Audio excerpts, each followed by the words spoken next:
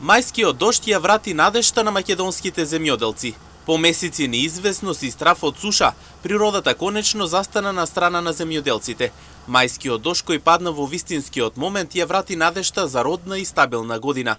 Од нивите со пченка до тутунски полиња, земјата повторно дише. Дождовите до сега се ептен добродојдени. Више житото е јачмената више нема никакво страхување. Исто и за пчениците. Надам истина дека оваа година ќе биде плодна и така, доста тешка, доста плодна. Оваа година треба да биде подобра. Да, лани имаше и некои болести се беа јавиле, имаше некои дождови не така обилни, приврнуваше колку само да фанат некои болести, а сега више имаме доста обилни дождови. Мислиме дека оваа година ќе биде добра. Сега за сега нема.